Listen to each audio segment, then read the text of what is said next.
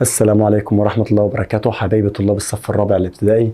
معاكم إن شاء الله في درس جديد من دروس المنهج. إن شاء الله النهاردة نبدأ في الوحدة الثانية ومعانا أول درس جمال أرضنا. تمام، يلا بينا نبدأ ونقول بسم الله. معانا أول درس قلنا جمال إيه؟ جمال أرضنا. النهاردة إن شاء الله هنعرفك إيه هو الدرس دون. هنبسط لك كل معلومة فيه وكل كلمة فيه، وإن شاء الله تطلع فاهم وحافظ ومية مية وما تحتاجش حد يساعدك في المذاكرة كمان. طبعا انت في سنه رابعه ابتدائي، والدك بيذاكر معاك، والدتك بتذاكر معاك. انت لو سمعتني كويس مش هتحتاج ان حد يذاكر معاك. تمام، انا الدرس بتاعي قلنا هنبدا في الدرس هنبدا في الدرس في الوحده الثانيه، هناخد فيها اول درس. دلوقتي انا هكلمك في اول درس في الوحده الثانيه اسمه جمال ايه؟ ارضنا. طيب بص يا سيدي، قبل ما نبدا وقبل ما نقول اي كلمه، احنا بلدنا مصر جميله، بلدنا مصر جميله. عشان كده بناخد درس اسمه جمال أرضنا. طب هي جميلة ليه يا مستر؟ عشان فيها حاجات حلوة كتير خالص. طب ايه الحاجات الحلوة اللي في مصر دي؟ تعال ما اعرفها لك واحدة واحدة كده. الأول أنا هرسم لك خريطة وأنت تقول لي الخريطة دي خريطة إيه؟ تمام كده؟ طبعا أنا عارف إن أنت شاطر وهتعرف الخريطة اللي احنا هنرسمها خريطة إيه لوحدك. طيب أنا عندي الخريطة الجميلة اللي احنا بنرسمها دهيا. الخريطة دهيا عايزك تقول لي هي خريطة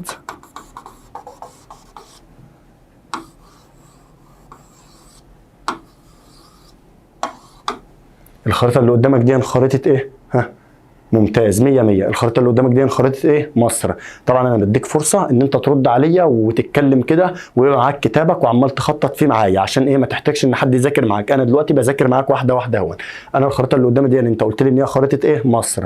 طب انا الدرس اسمه ايه؟ جمال ارضنا. جمال ايه؟ ارضنا.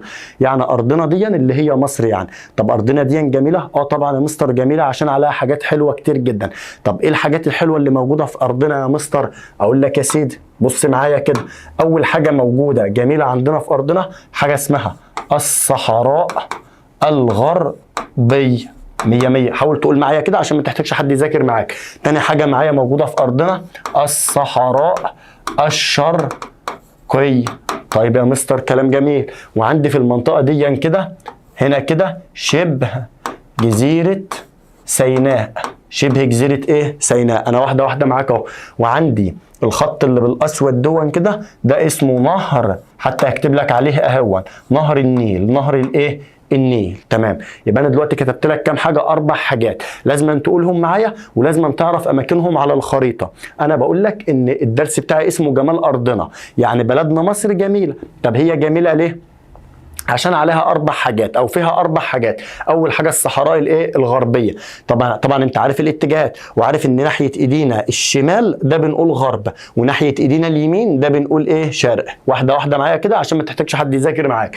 يبقى انا عندي المنطقه دي كده، هنا كده الصحراء الايه؟ الغربيه، وهنا كده الصحراء الايه؟ الشرقيه، عشان يمه ايدي اليمين شرقيه ويمه ايدي الشمال غربيه. ممتاز، قول معايا كده. وعندي في المنطقه دي كده حاجه اسمها شبه جزيرة سيناء. شبه جزيرة سيناء. وعند الخط الاسود اللي في النص ده كده ده اسمه نهر الايه؟ النيل. هقولهم لك تاني. طب ليه يا مستر ما انا عرفتهم؟ انا عايزك تعرف اماكنهم على الخريطة عشان هيجيب لك في الامتحان يقول لك هنا كده دي اسمها ايه؟ تقول له الصحراء الغربية. هنا كده دي اسمها ايه؟ تقول له الصحراء الشرقية. في النص هنا كده الخط الاسود ده تقول له نهر النيل. طب هنا كده فوق البحر الاحمر، مش ده البحر الاحمر يا حبيبي؟ فوق البحر الاحمر حاجة اسمها شبه جزيرة ايه؟ سيناء. كويس يا مستر. طب الحاجات دي موجودة عند في مصر يا مستر؟ يا سيدي موجودة عندك في مصر. طب هي جميلة ليه؟ قال لك يا سيدي ان الصحراء الغربية ده هي جميلة عشان فيها رمال صفراء. فيها رمال ايه؟ صفراء. يبقى الصحراء الغربية جميلة عشان فيها رمال ايه؟ صفراء ومنخفضات وهضاب. ومنخفضات وايه؟ وهضاب. يبقى انا عندي الصحراء الغربيه فيها كام حاجه؟ 3 حاجات، رمال صفراء منخفضات هضاب. السؤال هيجي لك ازاي؟ هيقول لك تتميز الصحراء الغربيه بوجود. تتميز الصحراء الغربيه بوجود. تقول له بوجود رمال صفراء، اكيد يعني الرمل لونه اصفر. رمال صفراء ومنخفضات وهضاب. يلا بينا نروح للصحراء الايه؟ الشرقيه. الصحراء الشرقيه بقى تتميز بايه؟ بجبالها الشاهقه وهضابها العاليه وصخورها الصلبه. جبالها الشاهقه، يعني ايه جبالها الشاهقه؟ يعني جبال عاليه جدا جدا جدا، جبال مرتفعه قوي، فبنقول عليها جبالها الشاهقه. وهضابها العالية. عالية بس مش قوي زي الجبال، فلما يكون في حاجة عالية قوي ومرتفعة قوي بنقول عليها جبالها الشاهقة وهضابها العالية وصخورها الصلبة. دي كده اسمها ايه؟ الصحراء الشرقية. يبقى انا عندي الصحراء الشرقية بتتميز بكام حاجة؟ 3 حاجات. اول حاجة جبالها، قلنا جبالها ايه؟ جبالها الشاهقة. يعني ايه شاهقة؟ يعني مرتفعة جدا. طب بعد جبالها هضابها. هضابها الايه بقى؟ هضابها العاليه. يبقى انا عندي جبال شاهقه وهضاب عاليه. قول معايا عشان تثبت معاك. وكمان بتتميز بصخورها الصلبه. صخورها الايه؟ الصلبه. يبقى دلوقتي انا بلد مصر جميله. طب هي جميله عشان فيها كام حاجه؟ 4 حاجات. صحراء غربيه، صحراء شرقيه، شبه جزيره سيناء، نهر النيل. طب الصحراء الغربيه بتتميز بايه؟ 3 حاجات: رمال، منخفضات، هضاب. طب الصحراء الشرقية بتتميز بإيه؟ 3 حاجات برضو: جبالها الشاهقة، هضابها العالية، صخورها الصلبة. صخورها الايه؟ الصلبة. طيب معايا ايه تاني؟ لسه باقي لي شبه جزيرة سيناء، ولسه باقي لي نهر الايه؟ النيل. طب شبه جزيرة سيناء بتتميز بايه؟ هكتبها لك في الجنب في الحتة دي كده. شبه جزيرة سيناء دي بنسميها أرض الفيروز. بنسميها أرض الايه؟ الفيروز. شبه جزيرة سيناء بنسميها أرض الفيروز. طب شبه جزيرة سيناء دي بتقع بين ايه؟ بتقع بين المنطقة دي كده اللي أنا بظللها لك بأزرق دي كده، وبين المنطقة اللي أنا بظللها بأزرق دي برضو كده.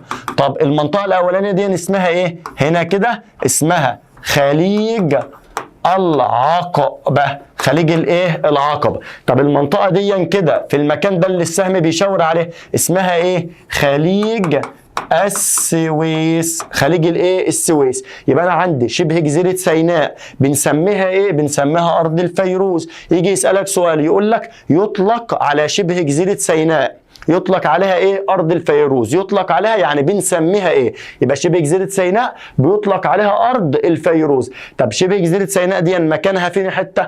تقع بين الخليج ده اهو والخليج ده اهو. طب الخليج اللي ناحيه ايدينا اليمين ده بنسميه ايه؟ بنسميه خليج العقبه. والخليج اللي ناحيه ايدينا الشمال ده بنسميه ايه؟ بنسميه خليج السويس. بنسميه خليج الايه؟ السويس. طيب الناس اللي مركزه معايا بقى، انا دلوقتي باقي لي ايه يا مستر؟ حضرتك شرحت الصحراء الغربيه والصحراء الشرقيه وشبه جزيره ايه؟ سيناء، وقلت لنا السؤال بيجي عليها ازاي كمان. دلوقتي عايزين نعرف نهر النيل. قال لك يا سيدي ان نهر النيل ده اهو، نهر النيل نكتبه في الحته دي كده. نهر النيل ده موجود حوالينه سهول فيضيه. موجود حوالينه سهول ايه؟ فيضيه. يعني موجود جنب نهر النيل من هنا كده. نغير اللون كده عشان تخلي بالك معايا. موجود هنا كده جنب نهر النيل من هنا كده، وجنب نهر النيل من هنا كده من اليمادي ومن اليمادي سهول اسمها سهول فيضيه. سهول اسمها سهول ايه؟ فيضيه. السهول الفيضيه دي ساعدت على قيام الزراعه. ساعدت على قيام الايه؟ الزراعه. يبقى ما النتائج المترتبه على وجود سهول فيضيه جنب نهر النيل او على جانبي نهر النيل؟ تقول لي ساعدت على قيام الايه؟ الزراعه. تمام كده احنا اتكلمنا في جزئيه مهمه جدا في الدرس. اعيدها لك بقى عشان نخش في جزئيه جديده واقول لك الاسئله بتيجي عليها ازاي. انا الدرس بتاعنا بتاع النهارده اسمه جمال ارضنا. طب بلدنا مصر جميله؟ اه طبعا جميله. ده جميله ليه؟ عشان بنشوف فيها الصحراء الغربيه ده رقم 1، الصحراء الشرقيه ده رقم 2، شبه جزيره سيناء ده رقم 3، نهر النيل ده رقم ايه؟ 4. طيب يا مستر الصحراء الغربيه هيجي لي سؤال عليها يقول لي ايه؟ هيقول لك تتميز الصحراء الغربية بوجود، تقول له تتميز بوجود الرمال، المنخفضات، الهضاب.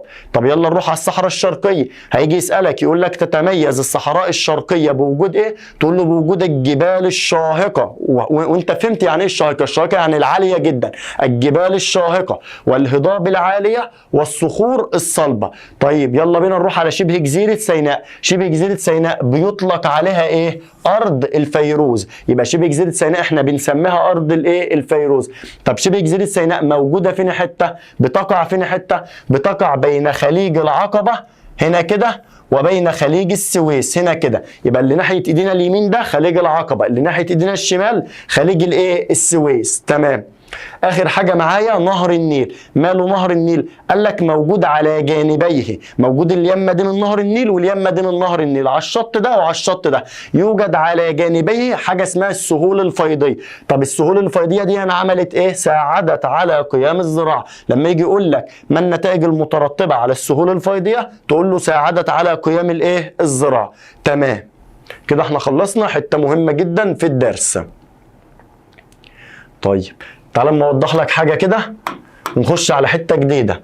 دلوقتي يا سيدي الخط اللي انا راسمه لك ده اهو، ده سطح الارض، ده الشارع اللي انت بتمشي عليه كده. انت ماشي في الشارع، ماشي على الارض يعني، وانت ماشي كده قابلك حاجه عامله كده كده، فدي بنقول عليها ايه؟ سيبك تفكر شويه.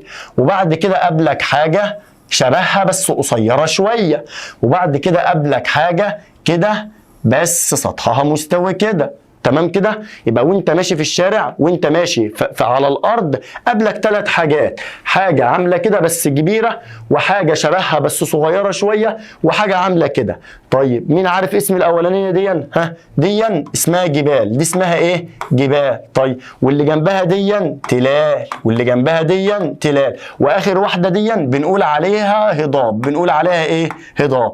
طيب انت ملاحظ ايه بقى دلوقتي؟ ملاحظ ان الجبال والتلال والهضاب بسوى الارض اللي احنا بنمشي عليهم ولا مرتفعين عن الارض؟ طبعا مرتفعين عن الارض. انا الجبل ده انا دلوقتي ماشي في الشارع اهو، ماشي على الارض دي انا اهي.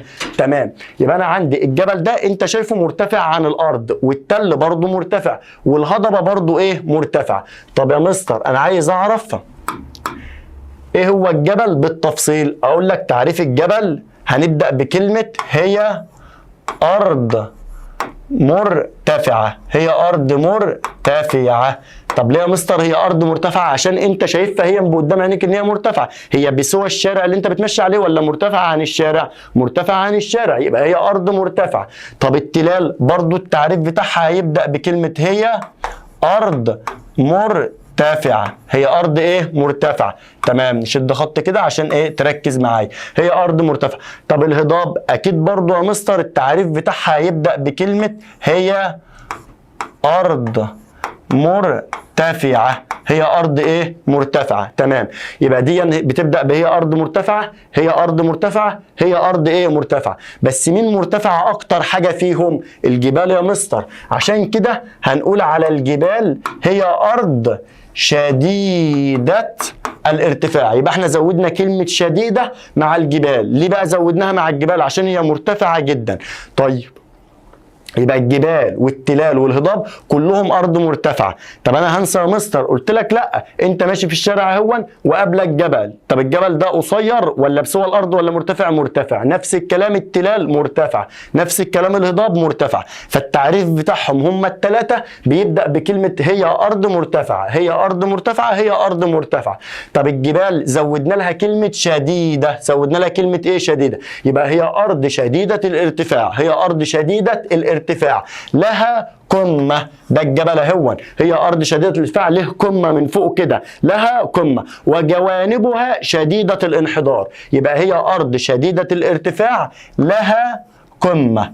هي أرض شديدة الارتفاع لها قمة، وجوانبها شديدة الانحدار. شديدة الايه؟ الانحدار. يبقى أنا عندي الجبال دهيا هي أرض شديدة الارتفاع. دي أول حتة في التعريف. تقسم التعريف ل3 حتت عشان يبقى سهل عليك. تمسك قلمك وتخطط معايا كده على أول حتة. أول حتة هي أرض شديدة الارتفاع. تمام. تاني حتة لها قمة، لها قمة. تالت حتة وجوانبها شديدة الانحدار. يبقى هي أرض شديدة الارتفاع لها قمة، جوانبها شديدة الانحدار. تقسموا ل3 حتت عشان يبقى سهل عليك. طيب بعد كده التلال. ما المقصود بالتلال؟ هي أرض مرتفعة أقل من 1000 متر. هي أرض مرتفعة أقل من 1000 متر. هي أرض مرتفعة أقل من 1000 إيه؟ متر. طيب الهضاب هي أرض مرتفعة سطحها مستوي أو شبه مستوي. مستوي. يبقى الهضاب ده هي ارض مرتفعه اهي، مرتفعه قدام عينيك اهي، دي كده ارض مرتفعه. طب هي ارض مرتفعه، السطح بتاعها ماله؟ السطح بتاعها اللي هو الجزء ده، السطح ده ماله؟ مستوي. يا اما بيكون مستوي يا اما بيكون شبه مستوي. يعني ايه؟ في شويه مطبات صغيره كده، في شويه حته مرتفعه صغيره وحته منخفضه صغيره، بنقول عليهم شويه مطبات. اللي بقى الهضبه ده هي ارض مرتفعه، سطحها ماله؟ مستوي او شبه مستوي، يعني في شويه تنايات صغيره كده. تمام كده احنا خدنا تعريف الجبال، خدنا تعريف التلال، خدنا تعريف الهضاب، ووجه الشبه ما بينهم ان دي هي ارض مرتفعه، هي ارض مرتفعه، هي ارض مرتفعه. بنروح للجبل بقى ونكمل التعريف على بعض. هي ارض شديده الارتفاع، لها قمه وجوانبها شديده الانحدار. تمام. التلال هي ارض مرتفعه اقل من 1000 متر. طب الهضاب هي ارض مرتفعه سطحها مستوي او شبه مستوي، متعرج شويه كده. طيب يا مستر اديني مثال على الجبال، انا عايز اعرف الجبال اللي موجوده في مصر زي ايه. هقول لك عندي مثال زي جبل اسمه جبل سانت كاترين. سانت ايه؟ كاترين. ده موجود فين حته؟ في جنوب سيناء. في جنوب ايه؟ سيناء. طبعا سيناء انت عرفتها بقى، احنا لسه شارحينها من شويه. مش انت عرفت فين حته سيناء؟ ايوه يا مستر، فكرني كده بمكانها. فين حته؟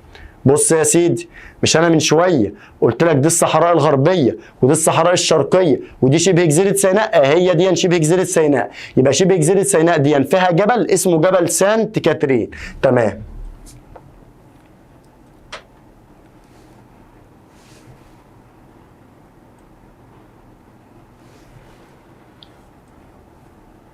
تعال نرسم خريطه كده عشان اوريك الجبل دون مكانه فين حته بالظبط.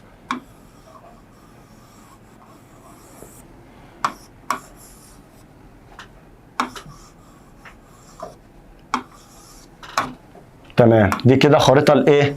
لمصر. انا قلت لك مثال على الجبال اهون، مثال على الجبال زي جبل اسمه جبل سانت كاترين. جبل سانت كاترين ده موجود فين حته؟ في جنوب سيناء. عايز اشوف مكانه فين حته على الخريطه. قلت لك تعالى اما اوريك مكانه على الخريطه. هنا كده جبل اسمه جبل ايه؟ سانت كاترين، في المنطقه دي كده. هنا كده جبل اسمه جبل سانت كاترين. جبل سانت ايه؟ كاترين. مهم جدا لازم تعرف مكانه على الخريطه عشان هيجي لك في الامتحان. جبل سانت كاترين. طيب ده بالتلال يا مستر؟ عندي التلال يا حبيبي زي تلال اسمها تلال المقطم. تلال الايه؟ المقطم. تلال المقطم. تلال الايه؟ المقطم. ودي موجوده في القاهره. تلال المقطم ودي موجوده في محافظه الايه؟ القاهره. بعد كده الهضاب، عندي هضبه اسمها هضبه الجلف الكبير. هضبة الجلف الكبير. يبقى أنا عندي الجبال مثل جبل سانت كاترين في جنوب سيناء، التلال مثل تلال المقطم في القاهرة، الهضاب مثل هضبة الجلف الكبير في الصحراء الغربية. هضبة الجلف الكبير في الصحراء الايه؟ الغربية. طيب تعالى وريني كده مكان الصحراء الغربية فين حتة يا مستر؟ ها احنا قلنا ناحية ايدينا اليمين يبقى الصحراء الشرقية، ناحية ايدينا الشمال يبقى الصحراء الايه؟ الغربية. طب فين هضبة الجلف الكبير دي؟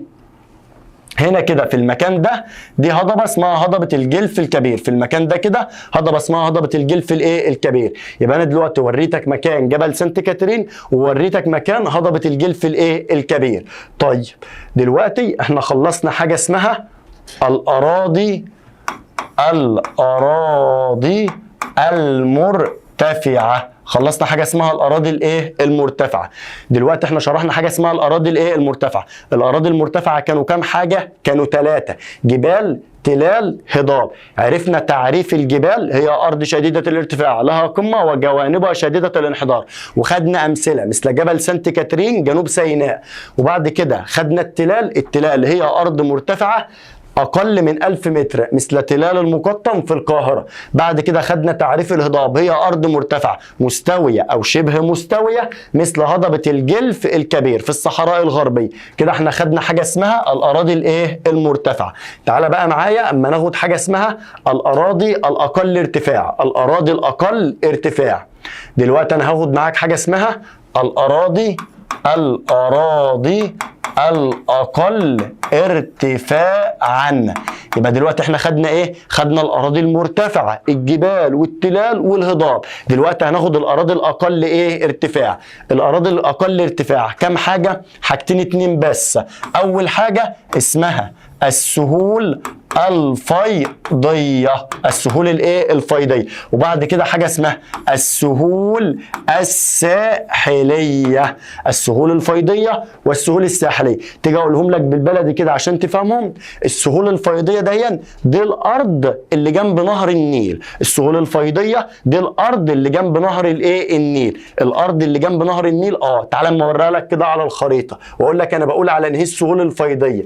بص يا حبيبي، شايف انت الخط الاحمر ده؟ ايوه شايفه يا مستر. ده اسمه ايه؟ انا علمته لك في اول الحصه، ده اسمه نهر النيل. طب الارض اللي جنبه من هنا كده والارض اللي جنبه من هنا كده بقول عليها ايه؟ بقول عليها سهول فيضيه. يبقى السهول الفيضيه هي الارض اللي جنب نهر النيل، تمام كده؟ طيب كان عندي حاجه تانية يا مستر اسمها السهول الساحليه، السهول الايه الساحليه. برضو بالبلدي كده السهول الساحليه هي السهول، هي الارض اللي جنب البحر، هي الارض اللي جنب الايه البحر. طب تعالى كده ورينا يا مستر، هي الارض اللي جنب البحر. طب ما انا عندي البحر ده اسمه البحر المتوسط. من شاطر بقى يقول لي اسم البحر دون؟ ها استنيك اهو. البحر ده اسمه البحر الاحمر، اسمه البحر الايه الاحمر. يبقى انا عندي ده البحر المتوسط وده البحر الايه الاحمر. الارض اللي هنا دي كده، كل الارض دي كده كده كده كده كده كده كده اللي جنب البحر بقول عليها سهول ساحليه. طب وبرده الارض اللي جنب البحر من هنا كده كده كده كده كده بقول عليها برده سهول ساحليه، تمام. يبقى الارض اللي جنب النهر سهول فيضيه، اما الارض اللي جنب البحر سهول ساحليه. طيب يا مستر انا عايز اعرف تعريف السهول الفيضيه. ما انا قلت لك يا حبيبي هي ارض مستويه توجد حول النهر، هي ارض مستويه توجد حول النهر. ما المقصود بالسهول الفيضيه؟ هي ارض مستويه توجد حول النهر تكونت بسبب الرواسب الفيضية. الكلمة اللي أنا كتبتها في الآخر دي أهم كلمة عندي. السهول الفيضية هي أرض مستوية توجد حول النهر. كده دلوقتي انت عرفت مكانها. السهول الفيضيه موجوده فين؟ ارض مستويه جنب النهر، وانا وريتك مكانها على الخريطه، تمام. طب تكونت بسبب ايه؟ الرواسب الفيضيه. فانا لو جيت قلت لك بما تفسر، ده هون سؤال، بما تفسر تكونت السهول الفيضيه، بما تفسر تكونت السهول الفيضيه، تقول لي بسبب الرواسب، معلش بسبب رواسب الانهار، بسبب رواسب الايه؟ الانهار. بما تفسر تكونت السهول الفيضية تقول لي بسبب رواسب الأنهار. بما تفسر تكونت السهول الفيضية بسبب رواسب الأنهار. أو ممكن تجي لك في أكمل عادي يجي يقول لك تكونت السهول الفيضية من نقط، تقول له من رواسب الايه؟ الانهار، تمام. بعد كده السهول الساحليه، التعريف بتاعها شبه ديا بالظبط. انا عايزك تنقل من هنا وتقول لي اهو، يلا، هي اراضي مستويه توجد على ساحل البحار. ما المقصود بالسهول الساحلية؟ هي أرض مستوية. برضو السهول الفيضية هي أرض مستوية، بس دي توجد حول النهر، أما دي توجد على ساحل الإيه؟ البحار. طب اديني أمثلة يا مستر. مثل ساحل البحر الأحمر وساحل البحر المتوسط. يا مستر حضرتك ما قلتليش مثال على السهول الفيضية. ما هو المثال دون أنت عارفه يا حبيبي، مش السهول الفيضية دي موجودة حوالين الأنهار، حوالين النهر. طب ما أنا في مصر ما عنديش غير نهر واحد بس، يبقى مثل سهول نهر النيل، مثل سهول نهر الايه؟ النيل. طيب دلوقتي احنا خلصنا حاجه اسمها الاراضي الاقل ارتفاعا، الاراضي الاقل ايه؟ ارتفاعا. يبقى دلوقتي احنا خدنا الاراضي المرتفعه اللي كانت الجبال والتلال والهضاب، وبعد ما خلصنا الاراضي المرتفعه خلصنا الاراضي الاقل ايه؟ ارتفاع. طب الاراضي الاقل ارتفاع دي اللي هي ايه؟ حاجتين اتنين، السهول الفيضيه والسهول الساحليه. بالبلدي خالص كده السهول الفيضيه حوالين النهر، ودي تكونت بسبب رواسب الانهار، ودي تكونت بسبب رواسب الايه؟ الانهار. اما السهول الساحليه دي موجوده على ساحل البحار، مثل البحر الاحمر والبحر المتوسط. والسهول الفيضيه مثل سهول نهر الايه؟ النيل. اوريك مكانهم على الخريطه؟ يلا بينا نوريك مكانهم على الخريطه.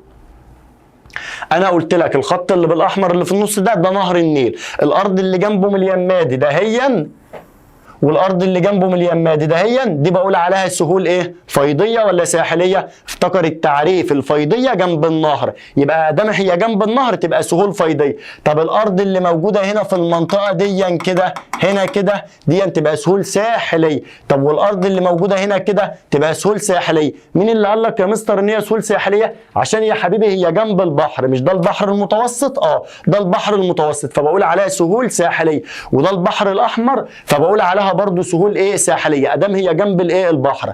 طيب تعالى اما نخش على جزئيه جديده وحته جديده. انا عندي دلوقتي لحد حالا خدت معاك حاجه اسمها الأراضي المرتفعة والأراضي الأقل ارتفاع. الدور جاي على إيه بقى؟ على الأراضي المنخفضة، على الأراضي الإيه؟ المنخفضة. يلا بينا وأقول لك إيه هي الأراضي المنخفضة. الأراضي الإيه؟ المنخفضة. بس الأول تصلي على سيدنا النبي صلى الله عليه وسلم. الأراضي المنخفضة ده هي يا سيدي، أنت تخيل إن أنت ماشي أهو، ده الشارع اللي أنت بتمشي عليه، أنا ماشي في الشارع أهو، فجأة لقيت مكان منخفض أهو، وإحنا ماشيين أهو فجأة لقينا مكان إيه؟ منخفض. يبقى الأراضي المنخفضة هي أراضي منخفضة عن مستوى سطح البحر. يلا، ما المقصود بالأرض المنخفضة؟ هي أرض منخفضة عن مستوى سطح البحر، هي أرض منخفضة عن مستوى سطح البحر. يلا، ما المقصود بالأراضي المنخفضة؟ هي أرض منخفضة عن مستوى سطح الارض، اوعى تغلط وتقول الارض عن مستوى سطح البحر، ركز. الاراضي المنخفضه هي ارض منخفضه عن مستوى سطح الايه؟ البحر. طيب انا عايزك تبقى واد شطور كده واخد بالك، تقول لي يا مستر مش حضرتك بتشرح لي حاجه اسمها الاراضي المنخفضه؟ بقول لك قول لي. يبقى التعريف بتاعها هيبدا بهي ارض منخفضه، اصل احنا بنشرح الارض المنخفضه، فالتعريف بتاعها هيبدا بايه؟ هي ارض منخفضه. فاكر لما كنا بنشرح الاراضي المرتفعة؟ مش فاكر يا مستر؟ تعالى يا سيدي اما افكرك. فين الاراضي المرتفعة؟ اهي. فاكر لما كنا بنشرح الأراضي المرتفعة؟ أيوة فاكر. هي الأراضي المرتفعة مش هي مرتفعة؟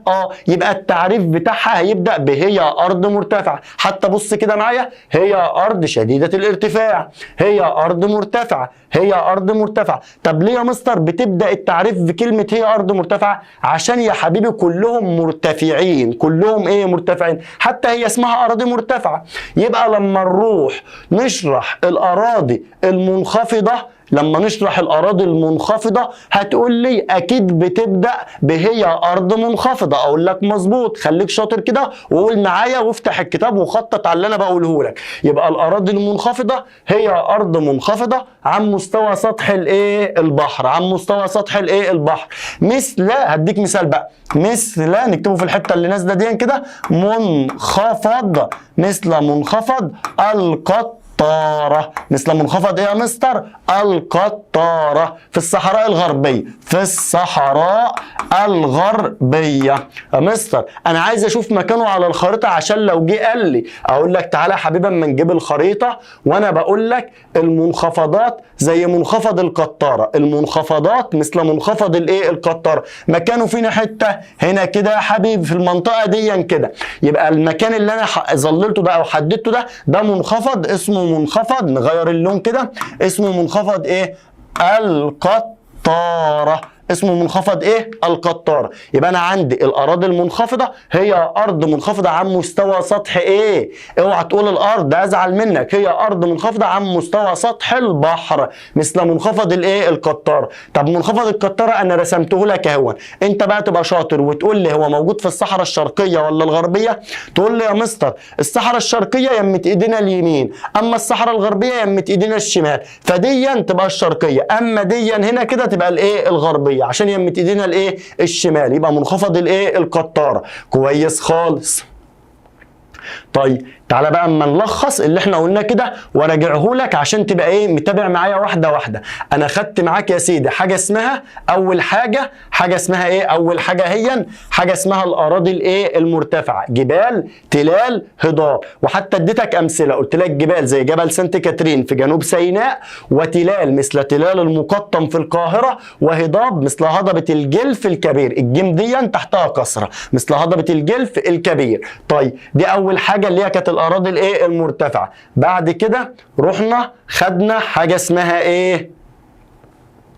حاجه اسمها الاراضي الاقل ارتفاع، ودي رقم 2. يبقى انا دلوقتي خدت معاك كام حاجه؟ حاجتين هما الاراضي المرتفعه والاراضي الاقل ارتفاع، يعني ايه قليله شويه.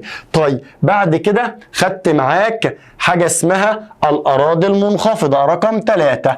والاراضي المنخفضه دي هي حاجه واحده بس، هي ارض منخفضه عن مستوى سطح البحر. اوعى تقول الارض، مثل منخفض القطاره في الصحراء الغربيه، مثل منخفض القطاره في الصحراء الايه الغربيه.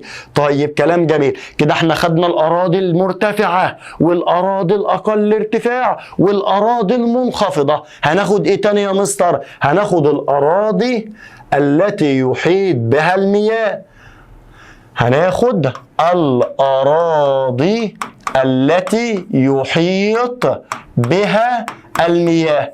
الأراضي التي يحيط بها ايه يا سيدي؟ الأراضي التي يحيط بها الايه؟ المياه. طب ايه هي الأرض التي يحيط بها المياه؟ قال لك حاجتين 2. انت عندك حاجة اسمها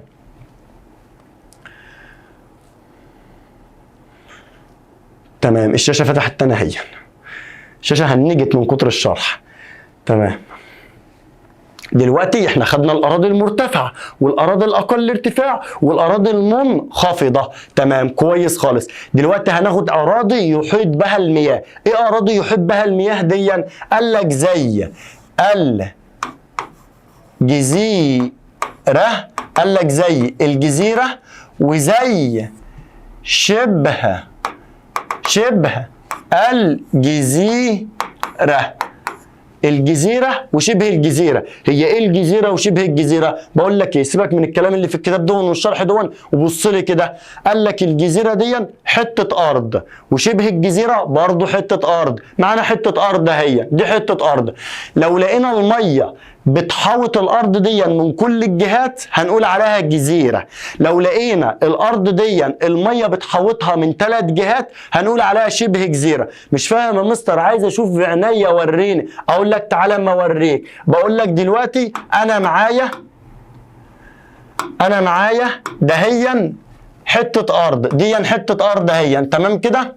طيب دي حته ارض، وفي من هنا كده في مياه، ومن هنا كده في مياه، ومن هنا كده في مياه، ومن هنا كده في ايه؟ مياه. يبقى دي حته ايه اللي في النص دي؟ انا هكتب لك اهو عشان ايه؟ انا ماشي معاك واحده واحده. اللي في النص دي ارض، اللي في النص دي ايه؟ ارض. مساحه من الارض، اللي في النص دي مساحه من الايه؟ الارض. حته ارض يعني لو في فوق ميه وتحت ميه وهنا ميه وهنا ميه، يعني في الشمال في ميه والجنوب في ميه والشرق في ميه والغرب في ميه، لو الميه بتحوطها من جميع الجهات هنقول عليها جزيره. هنقول عليها ايه؟ جزيره. طيب لو انا عندي حته ارض تانية اهي، دي ارض، دي ايه؟ ارض. مساحه من الارض، مساحه من الايه؟ من الارض. وقلت لك ان في هنا كده مياه، وفي هنا كده مياه، وفي هنا كده مياه، بس ما فيش ميه في الجنوب. ما فيش ميه في الايه؟ في الجنوب. يعني كده الميه بتحوطها من جميع الجهات ولا من 3 جهات؟ من 3 جهات بس يا مستر. يبقى ادام الميه بتحوطها من 3 جهات يبقى بنقول عليها شبه ايه؟ شبه جزيره. طيب واحدة واحدة مع بعض كده، معلش أنا عارف إن أنا طولت عليك، بس أنت إيه، إحنا ماشيين مع بعض واحدة واحدة عشان ما تحتاجش إن حد يذاكر معاك، تشغل الفيديو وتقعد تذاكر لوحدك. تمام. طيب الأراضي التي يحيط بها المياه، أرض يحيط بها المياه، حتة أرض والمية محوطها من كل الجهات هقول عليها جزيرة. أما لو حتة أرض والمية محوطاها من 3 جهات فقط هقول عليها شبه إيه؟ جزيرة. طيب يا مستر قول لي بقى مثال على الجزيرة ومثال على شبه الجزيرة. اقول لك مثال على الجزيرة زي جزيرة شد، زي جزيرة شد، اكتبها لي كده يا مستر، زي جزيرة شد، زي جزيرة ايه؟ شد، كأنك بتشد حد كده عشان ما تنساش. مثل جزيرة شد وان، مثل جزيرة ايه؟ شد وان، ودي موجودة فين حتة؟ في البحر الأحمر. ها يبقى انت كده عرفت مثال على الجزيرة مثل جزيرة ايه؟ ها افتكرها بكده، شد وان، موجودة في البحر الايه؟ الأحمر. طب يا مستر اديني بقى مثال على شبه الجزيرة. تعال اما نغير اللون كده عشان تخلي بالك معايا. مثال على شبه الجزيرة. الله، ما انا عارفها يا مستر. ايوه والله عارفها، قلت لي في اول الحصة خالص. طب انا ممكن اوري لك على الخريطة يا مستر. اقول لك تعالى اما اجيب لك الخريطة وريهاني عليها. هجيب لك الخريطة وريني مثال على شبه جزيرة. اهي الخريطة هي. فين؟ مش عايزين الخريطة دي، عايزين الخريطة دي. ها يلا ادي الخريطه قدامك اهي. ها الخريطه دي انا قلت لك فيها شبه جزيره. قلت لك على المكان ده اهو اسمه شبه جزيره سيناء اللي احنا كنا بنسميها ارض الفيروز. يبقى لو انا قلت لك اديني مثال على شبه الجزيره هتقول لي تفتكر مثل شبه جزيره سيناء اللي قلناها في اول الدرس خالص، مثل شبه جزيره ايه؟ سيناء. طيب تعال سيبك من الخريطه اللي فيها كلام كتير دي، تعالى الخريطه اللي ما فيهاش كلام كتير دي كده. فين شبه جزيره سيناء هنا يا حبيبي؟ اهي انا مستر من المنطقه دي كده، هنا كده المنطقه اللي حضرتك هتظللها دي كده اسمها شبه جزيره سيناء. المثلث ده المنطقه دي كده كده كده كده كده كده كده، المنطقه دي اسمها شبه جزيره ايه؟ سيناء. اللي بين خليج اسمه ايه وخليج اسمه ايه؟ ها يا ترى فاكر ولا نسيت؟ هقولها لك عشان انت حبيبي. الخليج ده اسمه خليج العقبه اللي ناحيه ايدينا اليمين، اما اللي ناحيه ايدينا الشمال اسمه خليج السويس. يبقى هنا خليج السويس، اما هنا خليج الايه؟ العقبه. تمام كويس خالص. نرجع بقى تاني، بس واحنا راجعين كده تعالى اما نعمل مراجعه سريعه كده على اللي احنا خدناه لحد حالا. احنا خدنا الاراضي المرتفعه دي كانت رقم 1، الاراضي المرتفعه، الجبال والتلال والهضاب. قول معايا بعد الاراضي المرتفعه خدنا حاجه اسمها الاراضي الاقل ارتفاع. اراضي مرتفعه، اراضي اقل ارتفاع، مثل السهول الفيضيه والسهول الساحليه. دي كده تاني حاجه. طب تالت حاجه خدناها ايه؟ الاراضي المنخفضه، ارض منخفضه. طب ارض منخفضه مثل ايه؟ مثل منخفض القطاره في الصحراء الغربيه. مكانه فين على الخريطه؟ هوريهولك عشان انت حبيبي برضه. ده منخفض القطاره، لازم تعرف مكانه كويس وشغل الفيديو اكتر من مره عشان المعلومات تثبت معاك. ده منخفض الايه؟ القطاره. كويس خالص. طيب بعد كده خدنا رقم 4. خدنا رقم 4 الأراضي التي يحيط بها الايه؟ المياه. مساحة من الأرض يحيط بها المياه من جميع الجهات.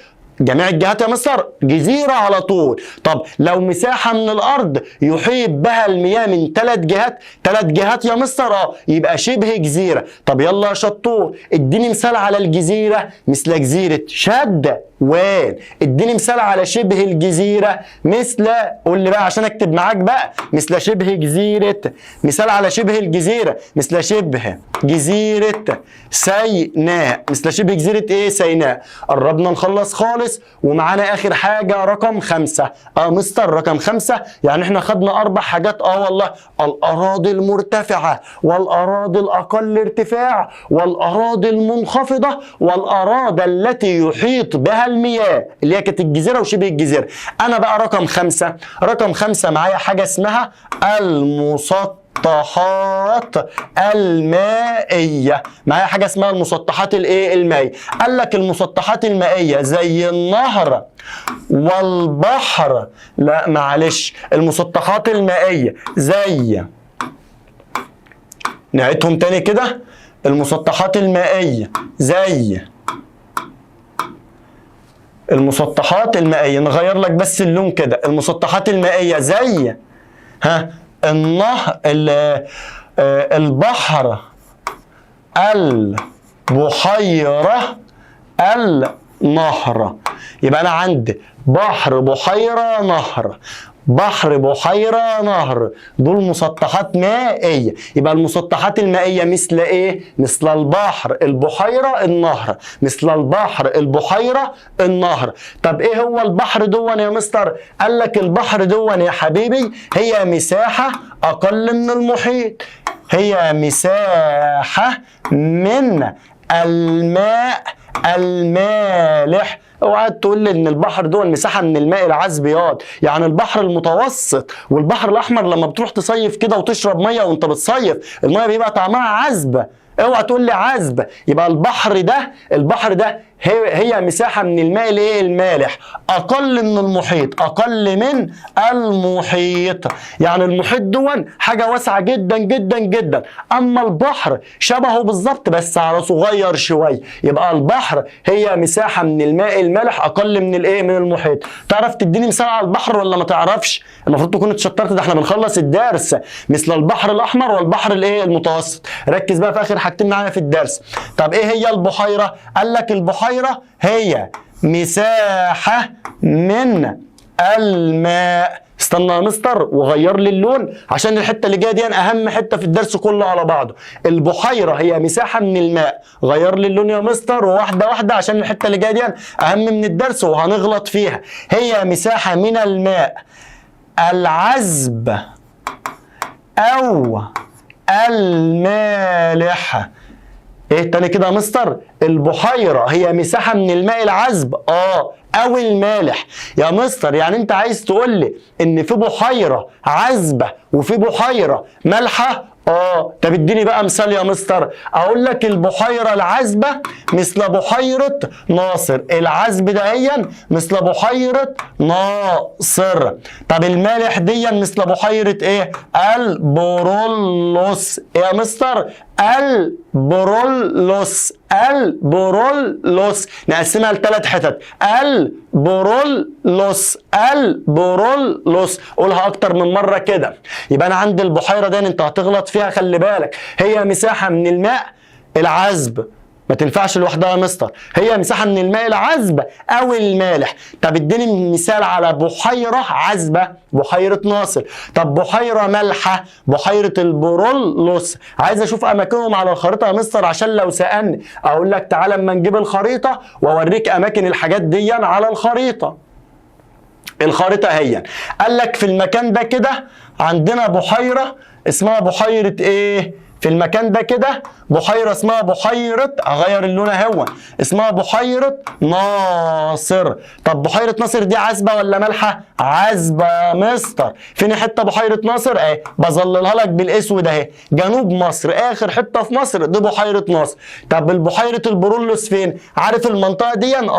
دي اسمها الدلتا. هنا كده في المنطقه دي كده البحيره دي اسمها بحيره البرولوس. البرولوس.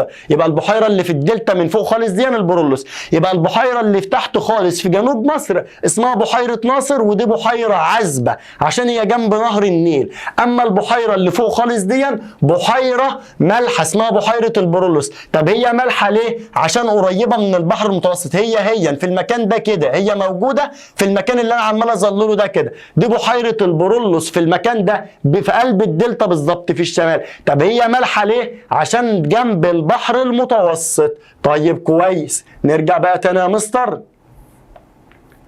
للمسطحات المائيه. حضرتك قلت لي يا مستر البحر، البحيره، النهر مسطحات مائيه. البحر، البحيره، النهر مسطحات مائيه. عرفنا يعني ايه البحر؟ مساحه من الماء المالح اقل من المحيط. قلنا مثل المثال ده انت هتقوله لي بقى، مثل البحر ايه والبحر ايه؟ البحيره هي مساحه من الماء العذب او المالح. العذب بحيره عذبه زي بحيره ناصر، بحيره مالحه زي بحيره الايه؟ البرولوس. اخر حاجه معانا النهر. بقول لك ان تعريف النهر 3 كلمات: مجرى مائي عذبه. اول ما يقول لك ما المقصود بالنهر تقول له مجرى مائي عذبه. ما المقصود بالنهر؟ مجرى مائي عذبه. ما المقصود بالنهر؟ مجرى مائي عذبه. ما المقصود بالنهر؟ مجرى مائي عذبه. تعرف تديني مثال على نهر النيل ولا ما تعرفش؟ مين يديني مثال على نهر؟ يبقى عندي مثال مثل نهر، ده احنا قلنا احنا مش واخدين بالنا، مثل نهر الايه؟ النيل. مثل نهر الايه؟ النيل. تمام. وبكده حبايبي احنا نكون خلصنا الدرس، بس باقي حته صغيره عايز افهمها لك. مش انا دلوقتي خدت في الدرس حاجه اسمها اراضي مرتفعه؟ وخدت حاجه اسمها اراضي منخفضه؟ طيب وخدت حاجه اسمها اراضي اقل ارتفاع؟ قال لك ان احنا على الخريطه لما نشوف ارض مرتفعه قوي، هنلونها باللون البني الغامق. يبقى احنا على الخريطه لما نشوف ارض مرتفعه قوي زي ايه يا مستر؟ زي الجبال. الجبال هي ارض شديده الارتفاع، يبقى الجبال هنلونها باللون البني الايه؟ الغامق. طب لو في ارض مرتفعه بس مش قوي زي التلال او زي الهضاب، يبقى التلال والهضاب الاثنين ده هم هنلونهم باللون البني الفاتح. يبقى لو ارض مرتفعه قوي مثل الجبال اللون البني الغامق، لو ارض مرتفعه بس مش قوي زي التلال والهضاب هنلونهم باللون البني الايه؟ الفاتح. طب الاراضي المنخفضه اخضر غامق، الاراضي المنخفضه هنلونها باللون الاخضر الايه؟ الغامق، مثل منخفض القطاره، يبقى منخفض القطاره هنلونه باللون الاخضر الغامق. طب الاراضي الاقل ارتفاع هنلونها باللون الاخضر الفاتح، اللون الاخضر الايه؟ الفاتح. الاراضي الاقل ارتفاع دهيا زي السهول الفيضيه والسهول الساحلية، هنقولهم بس بطريقة تانية. الجبال هنلونها بايه؟ بالبني الغامق. التلال والهضاب هنلونها بالايه؟ بالبني الفاتح. المنخفضات زي منخفض القطارة هنلونها باللون الايه؟ الاخضر الغامق. طيب ده بالسهول الفيضيه والسهول الساحليه باللون الاخضر الايه؟ الفاتح. طيب حلو. امال يا مستر المسطحات المائيه، ايه المسطحات المائيه دي؟ هو احنا يا ابني خدنا حاجه اسمها مسطحات مائيه؟ ايوه يا مستر انت نسيت. ما المسطحات المائيه لما كنت بتقول البحر البحيره النهر، دول مسطحات ايه؟ مائيه. طيب ما هو الحاجات دي في قلبها ميه يا مستر، والميه معروف بيبقى لونها ايه؟ ازرق. يبقى البحر او البحيره او النهر هنلونهم باللون الايه؟ الازرق. كل الكلام دون احنا بنعمله على خريطه اسمها خريطه مستويات الارتفاع. خريطه اسمها خريطه مستويات الايه؟ الارتفاع. التعريف ده مهم جدا وهنختم بيه، انا شايله لك لاخر الدرس عشان تركز معايا فيه. ما المقصود بخريطه مستويات الارتفاع؟ المقصود بخريطه مستويات الارتفاع هي خريطه توضح ارتفاع كل منطقة بلون معين. تاني كده عشان مش فاهم يا مستر. يا حبيبي عندي خريطة اسمها خريطة مستويات الارتفاع، ده ارتفاع في مستوى اقل منه، في مستوى منخفض. قال لك المستوى العالي القوي ياخد البني الغامق زي الجبال، المستوى القليل شويه زي التلال والهضاب ياخد البني الفاتح، المستوى الاقل ارتفاع خالص اللي هو زي السهول الفيضيه والسهول الساحليه ياخد البني الفاتح، المستوى المنخفض قوي زي منخفض القطاره ياخد اللون البني الايه؟ الغامق. او الكلام ده كله على خريطه اسمها خريطه مستويات الارتفاع. ما المقصود بيها؟ هي خريطه توضح ارتفاع كل منطقه بلون معين. دي خريطه اسمها خريطه مستويات الايه؟ الارتفاع. طيب كلام جميل يا مستر، هتجيب لنا كده ونطبق عملي كده، دلعنا شويه. طيب انا قلت لك الجبال بنلونها باللون الايه؟ اهو اللون ده لو واضح عندك كده في الشاشه قول لي هو لون ايه؟ اللون ده كده لون ايه يا حبيبي؟ بني ايه؟ غامق. طب التلال والهضاب هنلونهم باللون الايه؟ تعال اما اجيب لك حاجه كده هنلونهم باللون ايه؟ اللون ده انت شايفه لون ايه؟ بني فاتح. او بالالوان اهو. الجبال ده جبال تاخد البني الغامق، ده تلال وهضاب تاخد البني الايه؟ الفاتح بالالوان اهون. طب المنخفضات بتاخد الاخضر الغامق اهون معانا برضو، كل الالوان معانا. يبقى اللون ده اهو، اللون الاخضر الغامق ده هون هنلون بالمنخفضات مثل منخفض القطاره عطارة. تمام. طيب الأراضي الأقل ارتفاع زي السهول الفيضية والسهول الساحلية تاخد اللون الأخضر الفاتح أهو. بص معايا كده، يبقى السهول الفيضية والسهول الساحلية تاخد اللون الأخضر الإيه الفاتح. كل الألوان معايا، أنت ممكن تيجي على فكرة هنا ونقعد نرسم مع بعض، عندنا ألوان كتيرة اهي. تمام. طيب كده احنا نكون خلصنا الدرس. طبعا قبل ما اسيبك وامشي اسالك سؤالين وتجاوب لي عليهم وعشان نشوف انت فهمت ولا ما فهمتش. تمام. اول سؤال بيقول ايه وجه الشبه بين الجبال والتلال والهضاب؟ سجل السؤال ده عندك عشان تجاوب لي عليه في الكومنتات. ما وجه الشبه بين الجبال والتلال والهضاب؟ واللي هيجاوب هيكون لي جايزه جامده جدا وهنسلمها له ان شاء الله. الجبال والتلال والهضاب. طيب السؤال الثاني يا سيدي، ليه